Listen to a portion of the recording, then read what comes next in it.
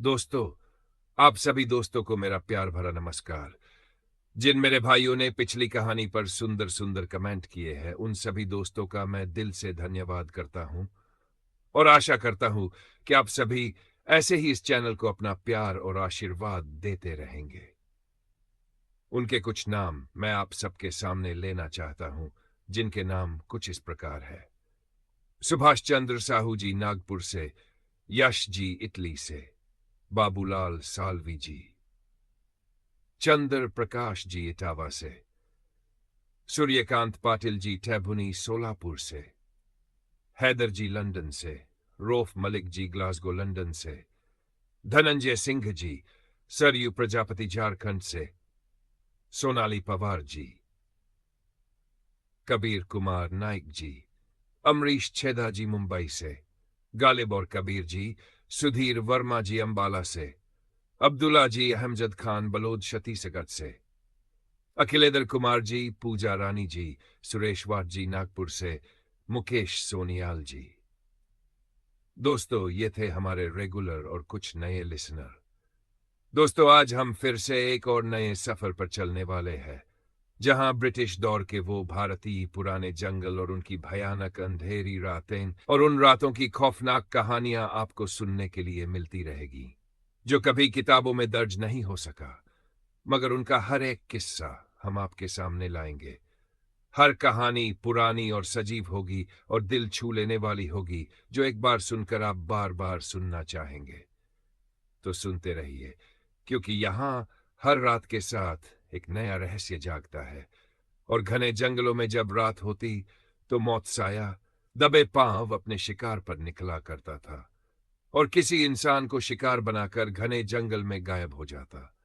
और ऐसा ही एक किस्सा आज हम आपके लिए लेकर आए हैं, जहां हर किस्सा संजीव होगा और आपको महसूस होगा जैसे हर घटना आपकी आंखों के सामने ही हो रही हो और आप वहीं कहीं रात के अंधेरे जंगल में किसी पेड़ या झाड़ी के पीछे खड़े सब कुछ होता देख रहे हों और आपकी दिल की धड़कनें रात के सन्नाटे में गूंज रही है।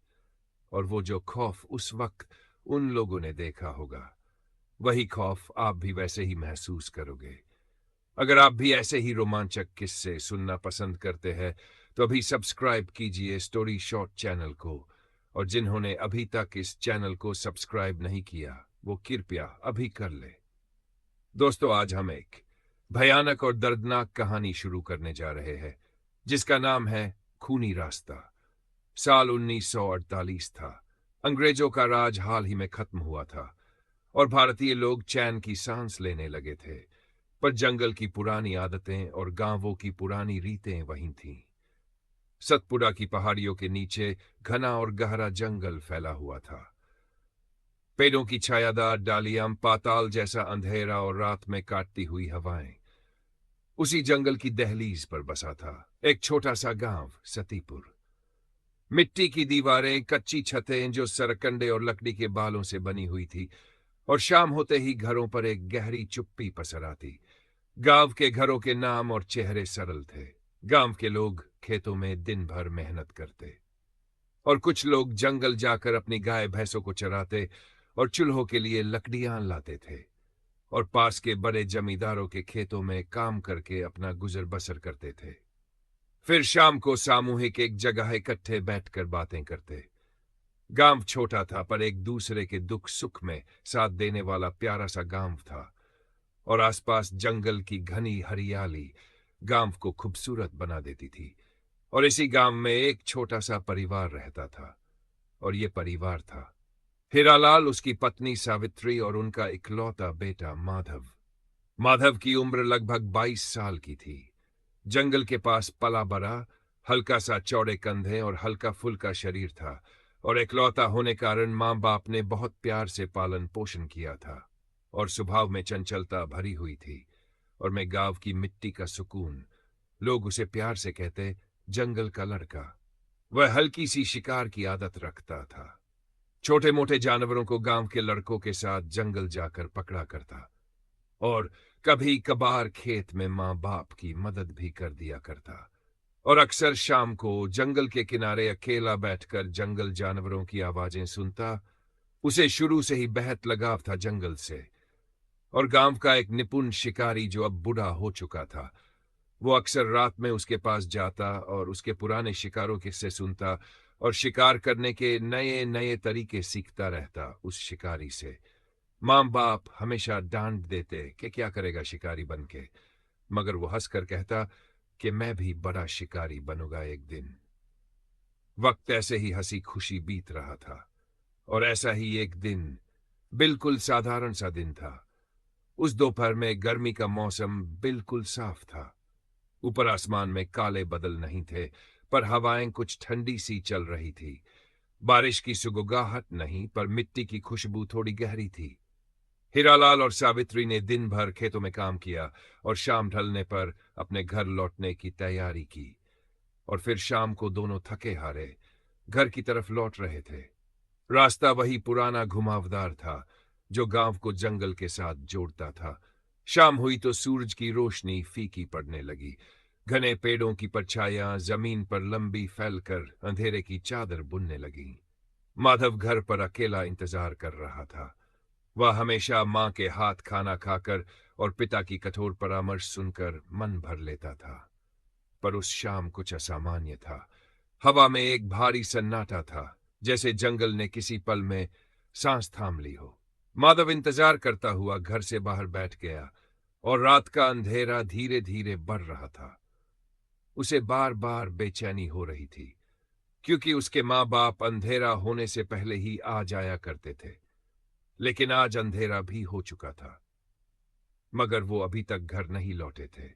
इंतजार करते करते अब उसे चिंता होने लगी। तो उसने सोचा कि गांव के किनारे जाकर देखता हूं, शायद वो आते ही होंगे। और शाम के अंधेरे में जब वह गांव के किनारे जाकर खड़ा, जिस रास्ते से उसके माँ बाप ने आना था, उसी रास्ते पर दूर से एक लंबी कर्कश दहाड़ सुनाई दी, और आसपास का जंगल कंपा उठा। जैसे ही माधव ने वो दहाड़ सुनी, उसके साथ ही बिल्कुल उसी रास्ते से किसी के चीखें सुनाई दी, और वो दो लोगों के चीखने चिल्लाने की आवाजें थी, जो आदमी और औरत की चीखें लग रही थी। बाघ भी लगातार दहाड़ रहा था, और दर्दनाक चीखें गांव तक सुनाई दी। कुछ गांव वालों ने भी वो आवाजें सुनी। माधव ने देखने की कोशिश की, मगर अंधेरे में कुछ भी दिखाई नहीं दे रहा था, और अब उसका दिल पता नहीं क्यों बैठा जा रहा था, और उसके दिल की धड़कनें तेज धड़क रही थी। भयानक चीखें सुनकर वो बहुत डर चुका था, जो उसने जिंदगी में पहली बार सुनी थी, और जल्दी गांव में भागा और सबको चिल्लाकर बताया कि गांव रास्ते पर बाघ ने किसी पर हमला कर दिया है, और उसके माँ बाप भी उसी रास्ते से आने वाले थे, जो अभी तक घर नहीं लौटे। और उसने कहा, जल्दी मेरे साथ चलो, हमें आगे तक देखकर आना होगा। गांव वालों ने जल्दी से लालटेनें जलाकर गांव किनारे पहुंचे, जहां पास ही जंगल भी शुरू होता था, और छोटी पगडंडियों पर ध्यान दिया। कुछ बुजुर्ग बोले, इस वक्त जंगल के पास जाना सही नहीं होगा, और हीरालाल और सावित्री को भी पता है कि अंधेरा होने पर जंगल रास्ते नहीं चलना चाहिए। तो वो उसी जमींदार के यहां रुक गए होंगे, क्योंकि खेत काम ज्यादा होगा, इसीलिए वो अंधेरा होने पर वहीं रुक गए होंगे। माधव को ये बातें सुनकर थोड़ा बहुत लगा कि वो सच में वहीं रुक गए होंगे, मगर उसे ये भी डर था कि अगर वो चीखें उसके माँ बाप की हुई तो उसके मन में तरह तरह के विचार आ रहे थे, जो उसको अंदर से खाए जा रही थे। पर वो अकेला और कर भी क्या सकता था। लालटेनों की रोशनी में रास्ते पर कोई दिखाई नहीं दे रहा था, और माधव के माता पिता अभी तक गांव नहीं पहुंचे थे, और कोई आता हुआ भी दिखाई नहीं दे रहा था। एक आदमी बोला, बाघ और भालू भी इसी वक्त बाहर निकलते हैं। भगवान करे हीरालाल और सावित्री दोनों सही सलामत हो। पूरा गांव डरा सहमा खड़ा था, पर डर से कहीं ज्यादा चिंता थी। अब सबने सोचा कि वो दोनों सुबह गांव में पहुंच जाएंगे। रात अब गहरी हो रही थी, और माधव को दिलासा देकर अपने अपने घरों की तरफ चल पड़े। एक पड़ोसी ने माधव को कहा कि वो आकर हमारे साथ खाना खा ले और आराम से सो जाए। सुबह तक जरूर उसके माँ बाप आ जाएंगे। मगर माधव का मन बेचैन था, और उसकी भूख प्यास में चुकी थी। सब गांव वालों खाना खाकर सोने चले गए और मगर माधव ने अपना नकबरा ओढ़कर घर बाहर ही बैठ गया और अपने माँ बाप के वापस लौटने का इंतजार करने लगा। वो भारी रात किसी तरह बीत गई और माधव की भी आंख लग गई और जब सुबह हुई तो गांव के बुजुर्ग ने माधव माधव को जगाया और कहा कि चलो रास्ते पर जाकर देखा जाए। और कुछ लोगों को साथ लेकर सब उसी रास्ते पर चलने लगे और चलते चलते वो काफी आगे जाकर उन्हें कुछ पत्तों और झाड़ियों में कुछ कपड़े जैसा दिखाई दिया। तो सबने चलते हुए जब उसी झाड़ियों के पास जाकर देखा तो सभी के होश उड़ गए। उन्होंने मिट्टी और खून से सना एक शव देखा जो किसी आदमी का था। माधव इन लोगों के पीछे था क्योंकि छोटी उम्र के कारण बड़े लोग आगे थे और पास जाकर सबने देखा कि शव उल्टा पड़ा है जिसका चेहरा नीचे जमीन की तरफ था। तो प्रधान ने कहा कि इसे सीधा करके देखो कि वो आदमी कौन है। तो एक आदमी ने डरते हुए जब उसे पलटा तो देखने वाले सभी के पैरों तले जमीन खिसक गई।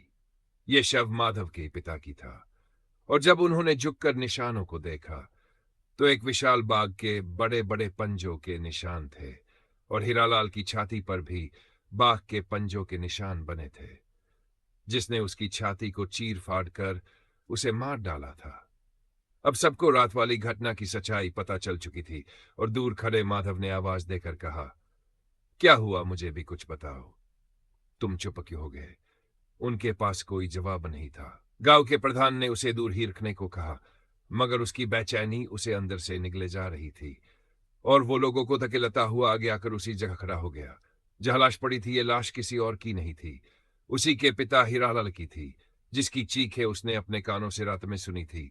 उसने जब खून से लथपथ पड़े पिता को देखा तो वो एक पल के लिए वही सुन्न होकर खड़ा रहा और फिर उसने चुप कर अपने पिता को गले से लगा लिया और जोर जोर से चीखने लगा और कहने लगा, पिताजी मुझे माफ कर दो, मैं आप चीख सुनकर आपको बचाना नहीं आ पाया।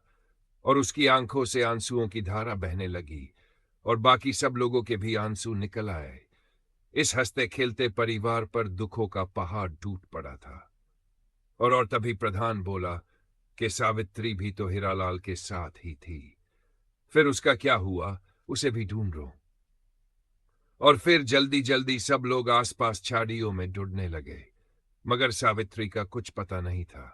तभी एक आदमी को झाड़ियों में साड़ी का एक टुकड़ा फटा हुआ मिला और साथ ही मिट्टी पर कुछ घसीट कर ले जाने के निशान बने हुए थे। और वो लोग थोड़ा ही आगे चले थे कि झाड़ियों में एक और लाश मिली जो आधी खाई जी चुकी थी और मगर चेहरा सही था और यही थी माधव की मां की लाश। लोगों ने भारी मन उसे धीरे से उठाए और हीरालाल की लाश के पास रख दिया। माधव पीछे जमीन पर बैठा बस रोए जा रहा था और कुछ नहीं बोल रहा था। उसका पूरा शरीर सुन्न पड़ गया था सदमे से।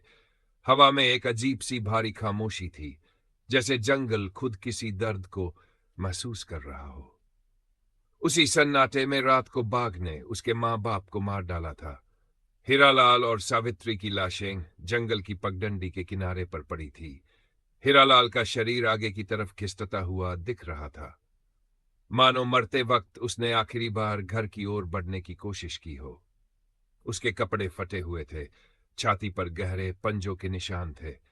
वहीं थोड़ी दूरी पर सावित्री की देह पड़ी थी। उसकी साड़ी मिट्टी और खून से सनी हुई थी और उसकी आंखें अब भी खुली थीं। ऐसा लगता था कि उस आखिरी पल की दहशत अब भी उसकी नजरों में कैद हो। माधव कुछ नहीं बोल रहा था, जैसे आवाज गले में फंस गई थी। वह चीखना चाहता था, रोना चाहता था, पर दर्द कभी कभी इतना गहरा होता है कि इंसान रो भी नहीं पाता।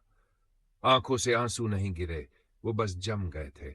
गांव के सभी आदमी सिर झुकाकर खड़े रहे। प्रधान ने धीमी टूटी आवाज में कहा, अगर हम उस रात आ जाते, चीख सुनी थी हमने। उसके शब्द कांप रहे थे। एक बुजुर्ग आदमी ने भारी सांस लेकर कहा, अंधेरा बहुत था प्रधान, वो बाघ सामने आ जाता तो शायद हम भी नहीं बचते।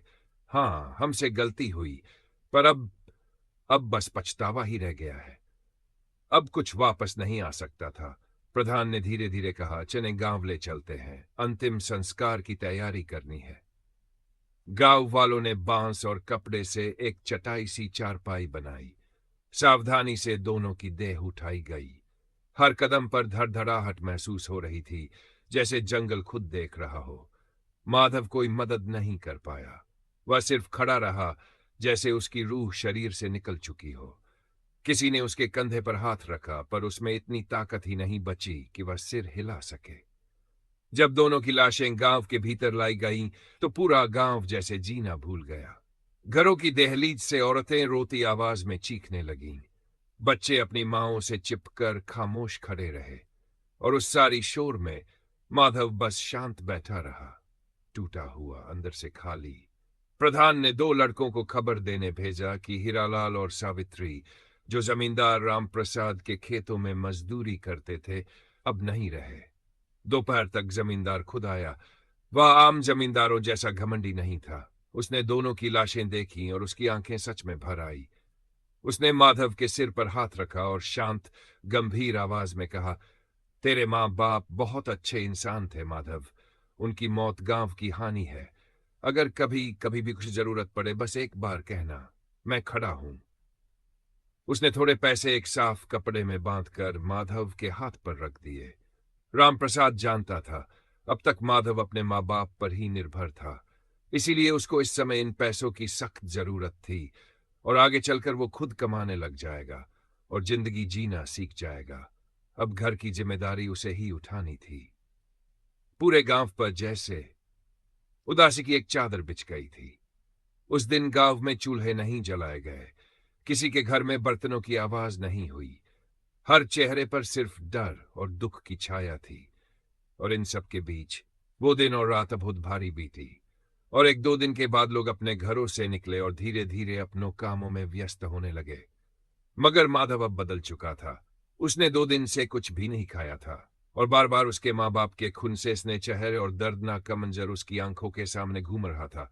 वो 2 दिनों से सोया भी उसकी आंखों में नींद थी, और आंखें से पत्थर की हो गई हों। गांव के लोग उसके लिए खाना लाकर रखते, कोई दाल भात, कोई रोटी और गुड़, पर माधव बस चुपचाप थाली के पास बैठा रहता। रोटी को हाथ तक नहीं लगाता था, बस बाहर जंगल की उस ओर हो देखता रहता। उसकी आंखें खाली और सूनी हो गई थी, जैसे उसकी आत्मा उसी जंगल में कहीं खो गई हो, उसके माँ बाप को मारकर खा गया।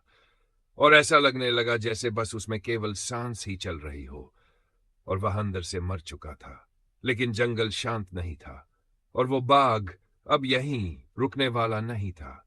उस बाघ ने यह हमला करके सिर्फ एक शुरुआत की थी। लोग कहते, ये कोई साधारण बाघ नहीं, कहीं आदमखोर निकला है। गांव के मुखिया गोपाल ने कहा कि मिलकर जंगल के रास्ते बंद किए जाए, जमींदारों से भी मदद ली जाए। पर माधव के लिए ये सब शब्द ही थे। उसकी माँ बाप की मौत का बदला सिर्फ शब्दों से नहीं लिया जा सकता था। उसे पुरानी शिकारी चालें सीखनी थी, उसे बंदूक और शिकार की कला चाहिए थी। और फिर एक ख्याल माधव के भीतर किसी तूफान की तरह उठा, और उसने अपने आप से कहा कि वो उस जानवर को उसी तरह तड़पा तड़पा कर मारेगा, जैसे उसने उसके माँ बाप को मारा था। और उसके मन के अंदर अब बदले आग दहक उठी। अब उसके मन में वो पहला शख्स आया जो उसकी मदद कर सकता था। वो अपने घर से उठा और उस बुरे शिकारी की झोपड़ी की तरफ चल पड़ा, जो गांव के नजदीक एक झोपड़ी में रहता था। वो बूढ़ा शिकारी बाइजू को लोग डरते डरते सम्मान देते थे। उसके बाल सफेद, दाढ़ी झाड़ीदार, और आंखों में जंगल की कई दास्तान छिपी थी।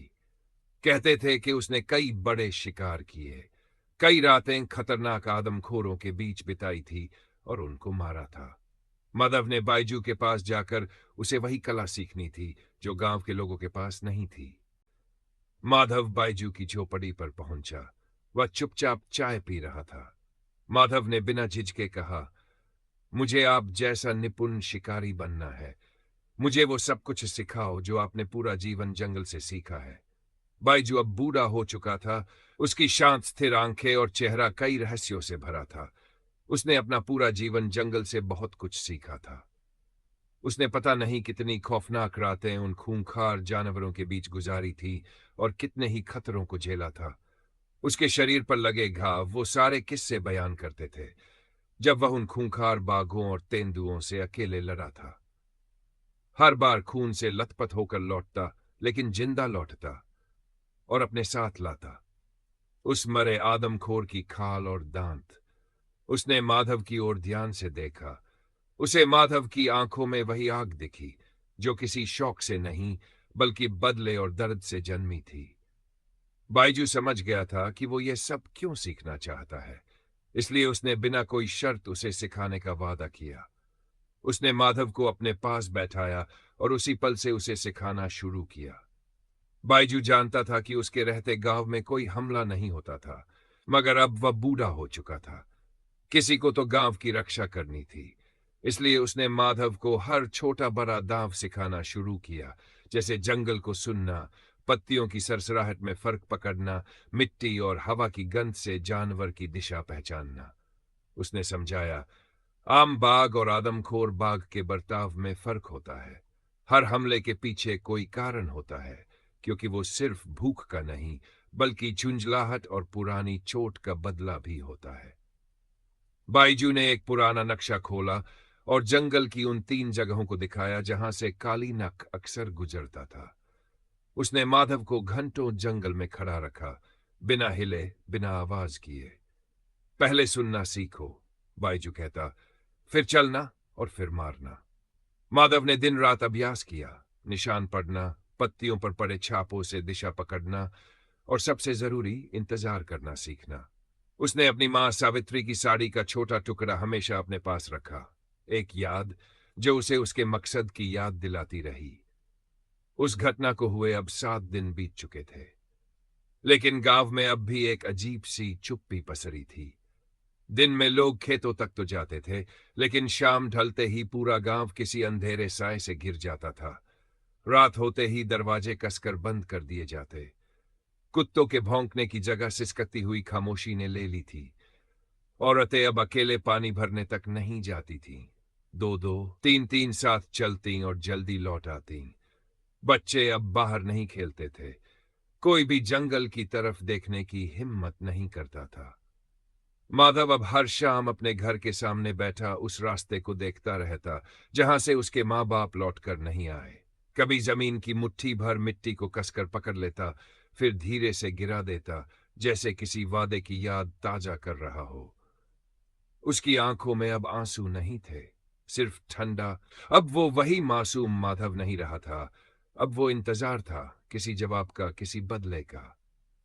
और फिर एक दिन फिर से वो खौफ लौट आया। दोपहर का वक्त था।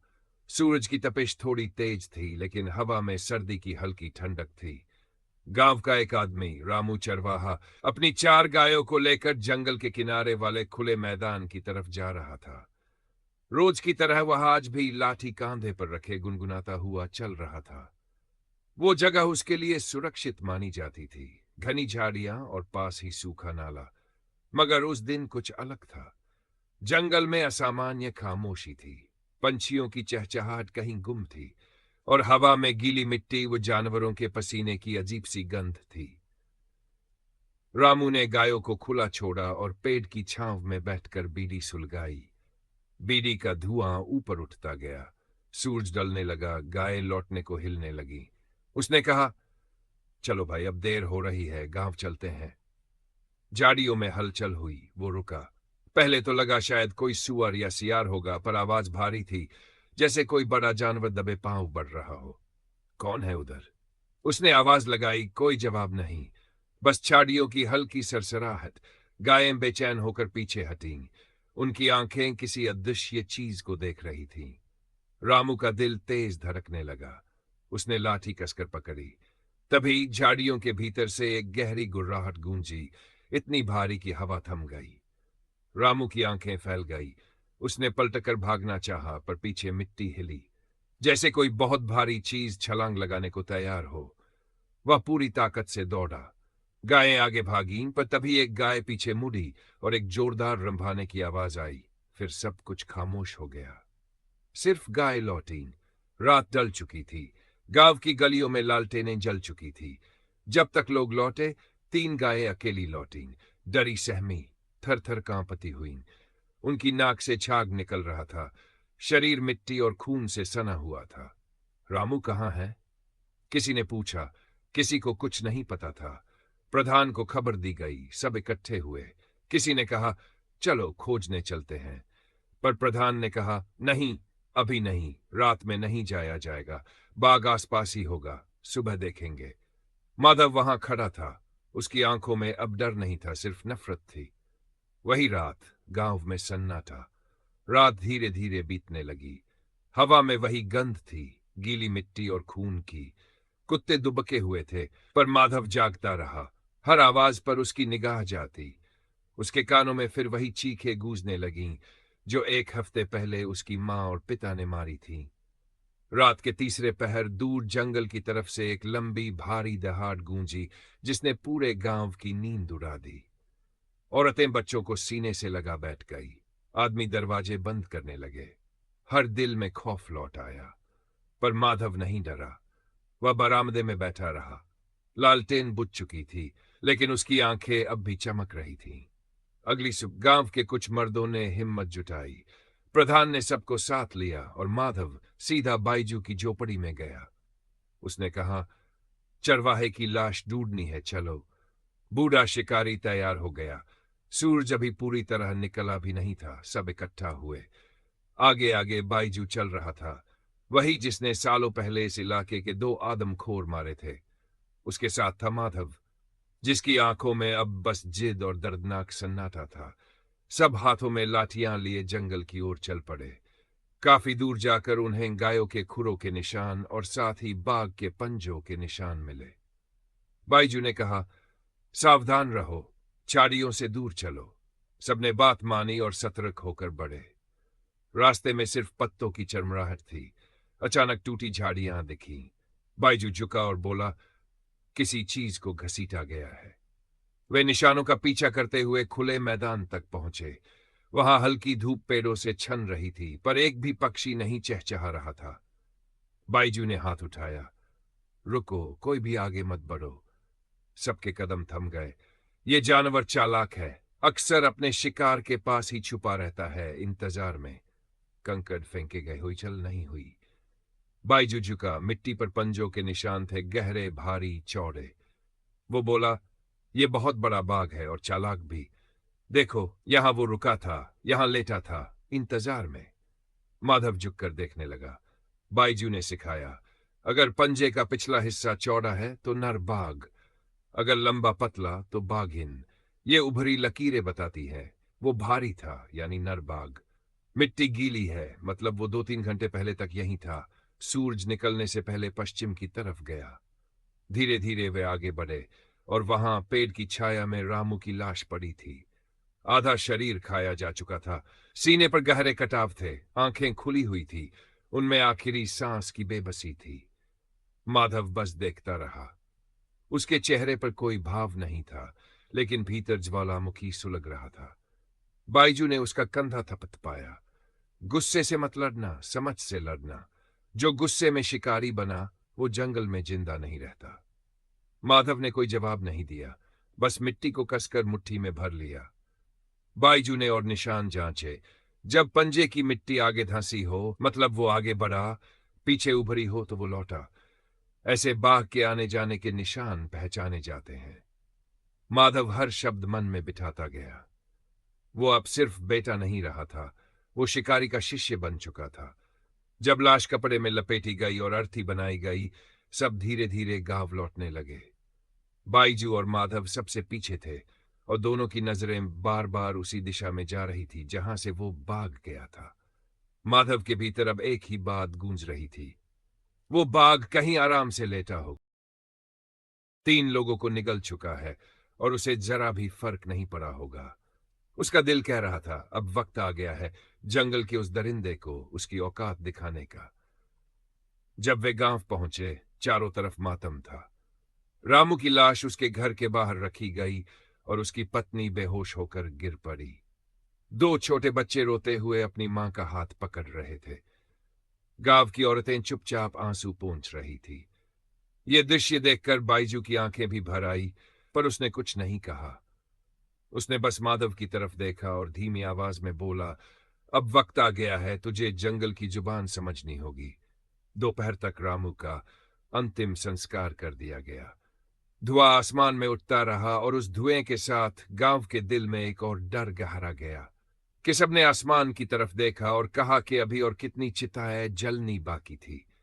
अब ये सिर्फ एक बाघ की कहानी नहीं रह गई थी। ये जंगल और इंसान के बीच एक बड़े संघर्ष की शुरुआत थी।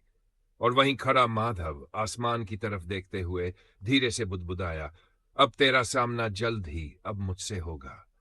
एक रात जब बादल छाए हुए थे और चांद अक्सर बादलों की ओट में छिप जाता था, माधव उसी पुराने मोड़ पर खड़ा हुआ था जहां से उसके माँ बाप आखिरी बार गुजरे थे। उसकी सांसें धीमी थी, मन अटल था और आंखों में बदले की लौ चमक रही थी। जंगल की रातें अब शांत नहीं थी। हर सांस में पत्तों की खनखनाहट और कहीं दूर उसी जानवर की गुर्राहट। दोस्तों, कहानी अभी खत्म नहीं हुई, अब शुरू होगी बदले की रात। कहते हैं जब इंसान का दर्द हद से गुजर जाए तो वो दर्द देने वाले के लिए सजा बन जाता है। अब जंगल का सन्नाटा अब टूटने वाला था, क्योंकि इस बार माधव बोलेगा। वो अब सिर्फ इंसान नहीं रहा था, वो अब एक शिकारी बन चुका था जिससे वो बाघ जल्द ही मिलने वाला था। अब आगे इस कहानी में क्या होगा, देखने के लिए जुड़े रहिए हमारे साथ स्टोरी चैनल पर। जिन्होंने चैनल को अभी तक सब्सक्राइब नहीं किया वो कृपया भी कर ले। दोस्तों, तो लाइक जरूर करें और कमेंट में बताएं ऐसी ही सच्ची, डरावनी और रोमांचक कहानियों के लिए चैनल को सब्सक्राइब जरूर करें। अपने आसपास चलती परछाइयों से सावधान रहिएगा। तो मिलते हैं इस कहानी के अगले खतरनाक भाग के साथ। तब तक के लिए आप सभी को गुड नाइट और आप सभी अपना ख्याल रखना और शुभ रात्रि।